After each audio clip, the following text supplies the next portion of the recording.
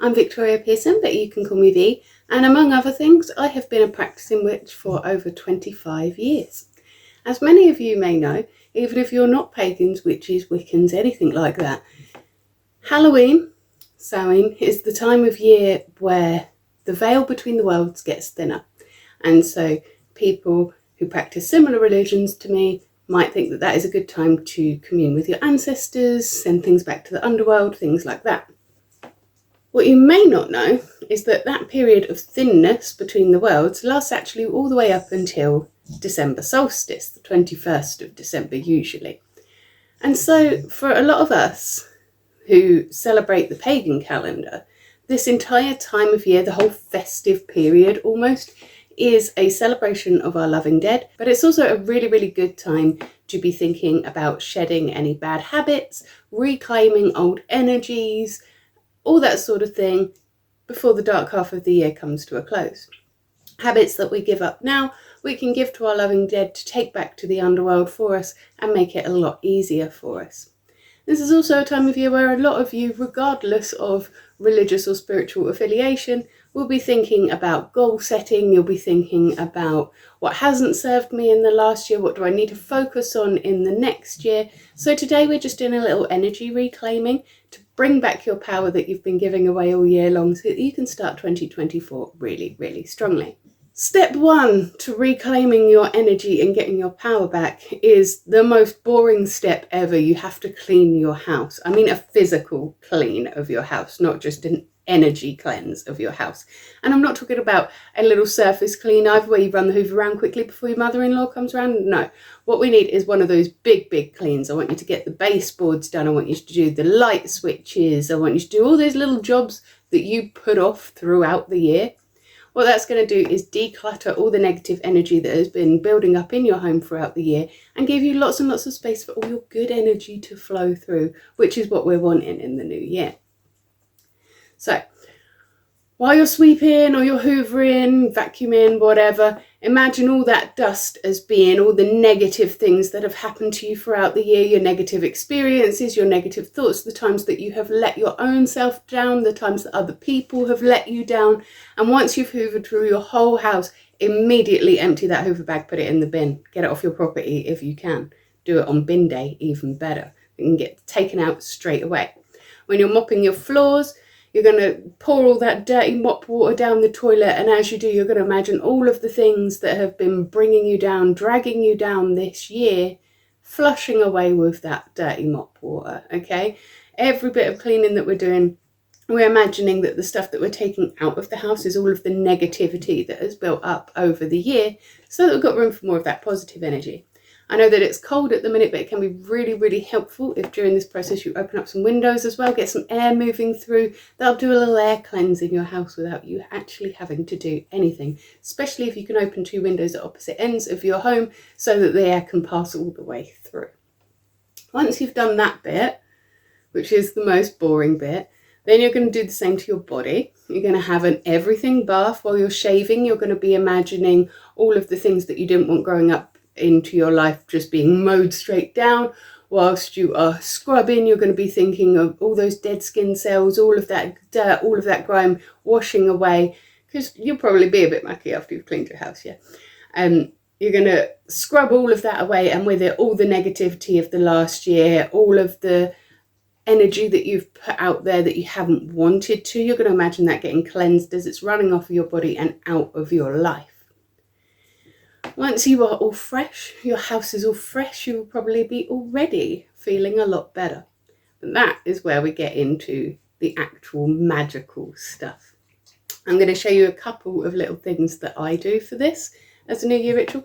But the first thing that you want to do is to convince your brain that it's time to do magic. There are lots of different ways that you can do this. Some witches will cast a circle, some people will do some sounds, some particular outfits that you might wear. Whatever you do to get into your sort of witchy mindset, that's what you're going to be doing now. I am going to start by lighting some incense because that always makes me feel witchy, and then I will probably light a couple of candles as well. I'm going for a green incense because I want to evoke feelings of freshness, new life, new growth, but The colour or the scent doesn't really matter, it's what works for you, and if you haven't got incense, that's fine. I'm just going to move you a little bit so you can see a bit better what I'm doing. Hopefully you can still see me. I think you can still see me. So I will also light a couple of candles as well. This is just my way of saying to my younger self that it's time to focus up on the spiritual right now. We're going to do some magical working. I don't really light incense or candles unless I'm doing something like that, unless I'm cleansing my house or doing some kind of magical working. So when I do those things, it sets off something in my brain that allows me to get into that witchy space. So all you need for this spell actually is a candle. You can use any colour you like that feels like it speaks to you. If you don't have a coloured candle, a white or black one is absolutely fine. You can base these on what you're trying to draw in, what you're trying to draw out, or you can just use a white candle to represent yourself. It's nice and plain. This candle represents yourself, so you can anoint it with oil or something if you would like to, but we're going to do some other stuff to this candle as well. The first thing that we're going to do is take a needle, which is magnetized to the other needle for no reason, and we're going to scratch your name on it, because this is to represent yourself. And then once we have scratched our name on it, mine was quite simple because it's only one letter, you're going to take a piece of cord or ribbon or twine, something like that, or you can take a hair from your head. If you take a hair from your head, it has to be a virgin hair. Now what I mean by that, it doesn't mean that you have to be a virgin. It doesn't mean that you can never have dyed or cut your hair before. It's not like virgin hair in that sense. And virgin hair, just like virgin blood, just means that it has been taken for this purpose. So you can't just take a hair out of your hairbrush for this spell. It has to have been used for this purpose. You can also use string. I'm going to be using both because my hair is too blonde for you to be able to see. So I'm going to wrap it up with a piece of string so that you can see it a bit more easily. And then what we're going to do is we're going to take our candle and we're going to wrap that cord all the way around it, binding it up tight, because this cord represents everything over the last year that has held you back, stopped you from reaching your full potential, anything that's caused negativity, challenges, anything that's bound you in place. We've got my bindings all around the candle. Not sure if you can see that very well. Yeah, you can a little bit. So I've got my candle all bound up. That represents me. If anything has been massively bothering me, a specific issue, I'm going to tell it to this needle and I'm going to stick that through the candle. Just enough for it to hold into the candle like so. Because as that falls out, that's going to be your problems falling out of the way. It could be money problems, it could be love problems. Don't go too mad with the needles though, because that's going to ruin the structural integrity of your candle and make it a bit less stable when it's burning. It's important that we watch the candle for the whole time it's burning because we want it to burn out completely. And so get yourself a small candle like this or a birthday candle. Don't get a big, massive, ornate church candle because that's going to take far too long to burn. And I'm just going to light my candle, pop it onto my safe surface. And as that candle was burning, I'm going to be thinking about how I released the blockages that have held me back in 2023. I asked my power to return back to me. And as that candle's burning, you're going to be talking to it, telling it that you are calling your power back. You're calling it back from all places and things that have taken it without your consent. You are going to be taking it back from all people that have taken it without your consent. You're going to take it back from all people that are holding it without your consent. You're going to be taking it back from everybody that didn't deserve your energy in the first place. And then we're just going to watch while that candle burns down. And as it goes, we're going to really be thinking about how all of these ties that have been binding us up are just going to fall away with this spell. And everything is going to feel so much better. And we're just going to slowly watch that candle burn away. I release everything that has bound me in negativity. I call back my power from all that have taken it without my consent. I take back my power from all I gave it to who did not deserve it. I take back my power for myself. It doesn't really matter exactly what words you say, as long as your intention is there. You are intending that as this candle burns away, all your blockages will be burning away with it. You are intending that your power returns to you as the candle shrinks down. Now, it is a fantastic idea if you can to do some journaling whilst your candle is burning, so that you can really focus up on what your intentions are and also what didn't go so well over the last year. Like, if you know that you could have achieved more things if you weren't procrastinating so hard, journal about that whilst you're doing it, because that'll be one of these negative blockages that is just going to flow away for you. You don't have to make it very negative. Don't be like, oh, I've never got any money, but maybe focus on the positive. Like, how can I create more financial freedom next year? How can I make a free flow of my finances? Because then you're goal setting, and at the same time you're acknowledging what went wrong for you before and how you're going to move forward from that. And that's the really important thing when we're looking at our goals, our New Year's goals, things like that. It's really, really important that we don't focus entirely on how badly we did. Instead, we need to work on how can I make myself thrive even more in this area over the course of the next year. So once we've done this, which will remove the negativity and call your power back to you, that's when we need to then start thinking about what positive changes do I want to bring into my life? What positive energies do I want to bring into my life? What's going to make me feel good about myself this time next year? And so once your candle has finished burning away, and I'll tell you what to do with the remnants of that spell when we've got to that bit, because this is going to take probably about an hour to burn away. I'll fast forward you through that bit, don't worry.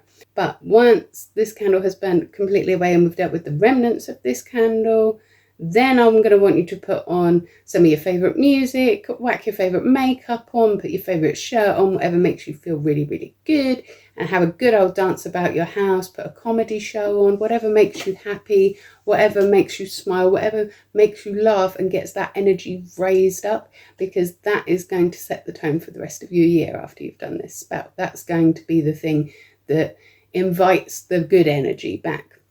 And then over the few weeks after you've done this spell, you will probably start to feel like your general energy levels rise, your general health levels are better, things like that, because you've pulled back all your power from places that you didn't know you were holding it. It's helping you call your energy back from family members that are holding things over you, ex-lovers that still have a soul tie to you, situations that you didn't quite deal with at the time, places that mean a lot to you. And it doesn't mean that all those things are suddenly going to stop mattering to you. It's just going to mean that you have that energy back, you have that power back. It is cleansed and returned to you for you to make something of it. We're now, I don't know if you can see because of the light of the candle, but we're now getting to the part where the cord is starting to burn. And at that point you do need to watch it quite closely, especially if you've used a particularly flammable type of cord, like a hair that goes up very quickly, or something a bit thicker than the thread that I've used here, because that can go up very quickly. So make sure you're doing that on a fireproof surface and that you're keeping a close watch on it, especially if you have pets around. A little while ago, somebody did ask me if there are substitutes that you can do for spells that use candles, but if you live in a place where burning candles isn't an acceptable thing to do. There are lots of different things that you can do instead of using candles. For this particular spell, I would say you could probably substitute an ice cube or an icicle or something like that, because then that'll slowly melt away. But if you don't have access to that either, that's fine. You can do this on toilet paper as well. Instead of carving your name on it, and just write your name on it, you wrap it up, like roll it into a tube and then wrap your hair or string around it. If you can't burn that, then you can dissolve it in water, flush it down the toilet, anything like that. What really matters is your intention. So as you're rolling it, folding it, whatever you're doing with it, make sure that you're telling it that I'm dissolving any binds that I have with people who would harm me. I'm calling my power back to me. And then as that piece of paper sort of disintegrates and goes away, your power is going to come back to you that way. It might feel a little different. Candle spells are hot and fast and they bring quick change. Water spells tend to be more emotional, more slow acting. But for a thing like this, really is your intention that matters the most, and so it will still work for you even if you can't burn a candle.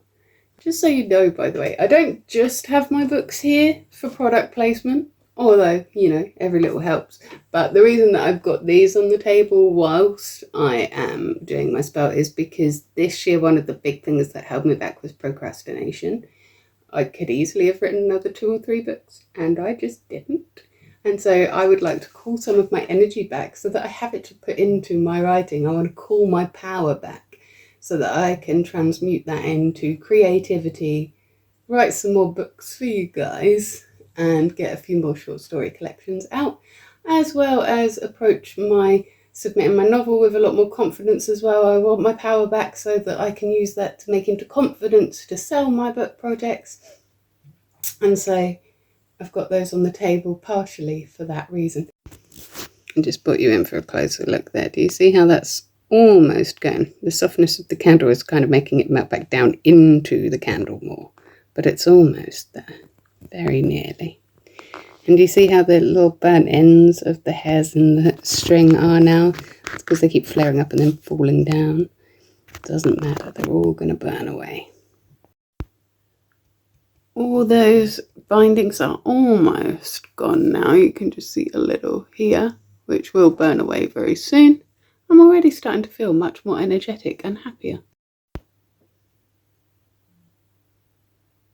As you may be able to see now, this is all that's left of my candle. I meant to film the moment where it burned out, but I blinked and missed it. So we've got what's left of our candle here. I'm just going to use that little needle that I had to scrape the wax off. Now with the needles, you can either cleanse them in like holy water with salt or something like that, or moonlight or something like that, to reuse another time. Or if you've had a lot of sort of bad things needling at you over the year, you can just throw that away, throw the needles away, stick them in the outside bin or a bin off your property, something like that. So it can't just keep hanging around in your house to haunt you. Either way though, get rid of it. Either energetically cleanse it so it's a new needle, or get rid of it completely. Now, you may well already have a manifestation box. Don't panic too much if you don't. If you don't, it is just a box where you put things that you want to come towards you, along with a very strong magnet. My magnet is so strong that it wouldn't let go of any of the things in there. You can put gemstones in there, representations of money, representations of love, really doesn't matter. But because this wax here now represents all that power that I just brought back, I'm putting it in my manifestation box. If you don't have a manifestation box, that's perfectly fine. It's not an essential part of practice. So you can put it in your underwear drawer, under your pillow, under your bed, somewhere that feels personal to you, somewhere that is surrounded by your energy. This is your power. You want to keep it close now. So that was the ritual. I'm sorry it came out a little bit longer than I intended it to, but I really hope that you find it useful, because it is a great one for the end of the year when we're wrapping things up before we start goal setting for that new year. Join me again on Monday for my next vlog. I will be here. I don't think I'm doing a witchy one. I think I'm going to read you a Christmassy story, because we're getting into that festive season now. But I'm not quite sure. You know, I'm a bit of a chaos vlogger. I never am entirely certain what next week's vlog's going to be. You're just going to have to look and find out. But if you can't wait until next Monday to see me again, I do understand. I'm pretty awesome. I will be here every single morning in your shorts, taking a great big deep breath, letting you know what I'm grateful for. I will also be here on a Witchy Wednesday doing an intuitive card read for you. You can find all of those on playlists on my channel as well. I used to say that I would check in with this guy, Dave, the terrarium, but I keep forgetting he exists. Maybe if I keep him in my eyeline, I might remember, and we'll do an end of year check-in with Dave and Chaz, my little terrariums there. Again, I've got a playlist of all of those on the Terrarium Tuesdays playlist on my channel. Till next week, though, you have yourself a magical week.